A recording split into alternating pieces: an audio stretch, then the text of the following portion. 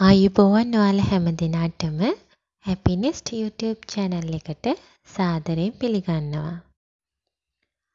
අද මම ඔයාලගේ නිවසට අරගෙන ආවේ අලවලින් අපේ පොඩ්ඩන්ට රසම රස පිට්සා එකක් හදලා දෙන ආකාරය පිළිබඳව. ඉතින් දැන් අපි බලමු මේ පිට්සා එක හදාගන්නේ කොහොමද කියලා. මම අරගෙන තියෙනවා ග්‍රේට් කරගත්ත අල ගෙඩියක්, පොඩියට කපාගත්ත රතු කහ කොළ බෙල් පෙපර්, පොඩියට කපාගත්ත කැරට් සහ පාස්ලි කොළ, පොඩියට කපාගත්ත කුකුල් මස්, බිත්තරයක් සහ ග්‍රේට් කරගත්ත මොසරෙල්ලා චීස් සහ චෙදර් චීස්. බිත්තර ඔයාලා ගන්න අල ප්‍රමාණය අනුව වැඩි කරගන්න. මම දැන් පෑන් එකක් ලිපේ තියලා ඒකට බටර් එකතු කරගත්තා. බටර් ටික හොඳට දිය වෙනකොට මම ඒකට එකතු කරගන්නවා දැන් පොඩියට කපාගත් කුකුල් මස් ටික. කුකුල් මස් ටික එකතු කරලා බටර් වලින් හොඳට තෙම්පරාදු කරගන්නවා.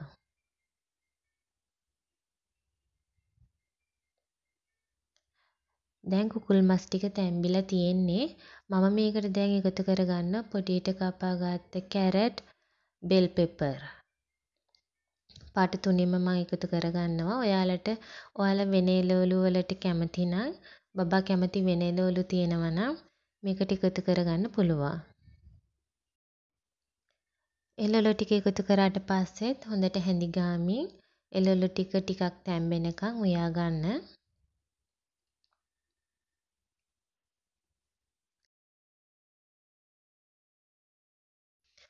මම දැන් මේකට එකතු කරගන්නවා රසායනික ගම්බිරිස් කුඩු සහ ලුණු කුඩු. අවුරුද්දට අඩු බබාලට ලුණු කුඩු එකතු කරගන්න එපා.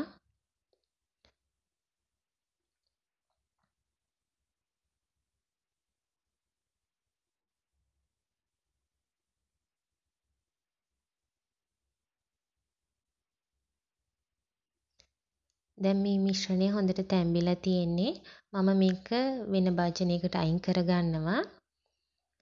ඊට පස්සේ මම ඒ පෑන් එකටම මම පොඩියට ග්‍රේට් කරගත්ත අල ටික එකතු කරගන්නවා. මෙහෙම පෑන් එක පුරාවටම හොඳට විසිරලා යන විදියට අල ටික එකතු කරගන්න.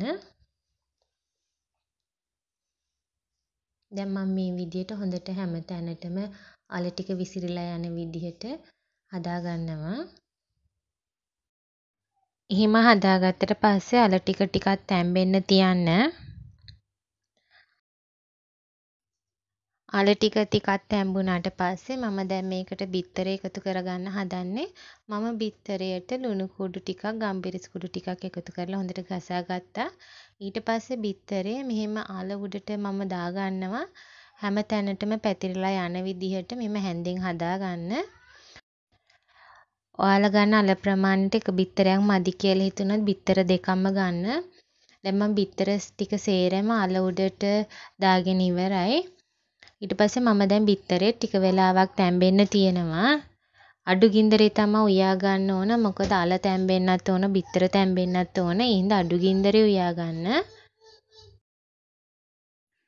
මේ විදිහට බිත්තරේත් හොඳට තැම්බුණාට පස්සේ මම දැන් මේක උඩට එකතු කරගන්නවා අපි කලින් හදාගත්ත එළවලු මිශ්‍රණය.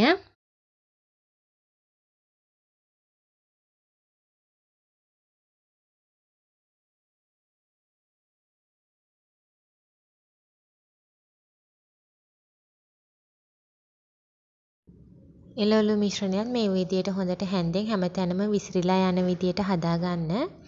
ඊට පස්සේ මම දැන් මේකට එකතු කරගන්නවා ග්‍රේට් කරගත්ත චීස් ටික. ඔයාලට මොසරෙල්ලා චීස්, චෙදර් චීස් නැත්නම් ගෙදර බබාලට කන්න දෙන වෙන චීස් වර්ගයක් මේකට එකතු කරගන්න පුළුවන්. ඉතින් මේ විදිහට හැමතැනටම විසිරීලා යන විදිහට චීස් ටික එකතු කරගන්න. ඊට පස්සේ මම පියනකින් වහලා මේක උයා ගන්නවා චීස් ටික දිය වෙනකන්. මට මගේ පිට්සා එකට චීස් එකතු කරාට පස්සේ විනාඩි 5ක් වගේ තමයි ගියේ පිට්සා එක හැදෙන්න.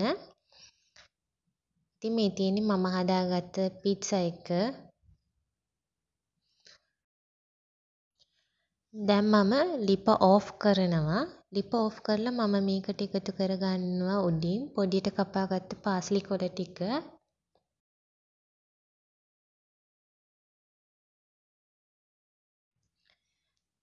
දැන් මම පීට්සා එක හදාගෙන ඉවරයි. මේ තියෙන්නේ සම්පූර්ණයෙන් හදලා ඉවර කරගත්ත පීට්සා එක. ඉතින් මගේ බබාලා දෙන්න ගොඩක් ආස වුණා මේකට. මේක ගොඩක් සොෆ්ට්. ඔයාලට පේනවා ඇති අල වලින් අපි හදලා තියෙන්නේ. ඉතින් ගොඩක් සොෆ්ට් බබාලාට කන්න ලේසි පීට්සා එකක්. ඉතින් ඔයාලත් හදලා දීලා බලන්න බබාලාට. මගේ වීඩියෝ එකට ලයික් එකක් දාන්න අමතක කරන්නත් එපා. අලුත් වීඩියෝ එකකින් හම්බ වෙනතුරු සුබ දවසක්. මගේ channel එක subscribe කරලා bell button එක press කරන්නත් අමතක කරන්න එපා.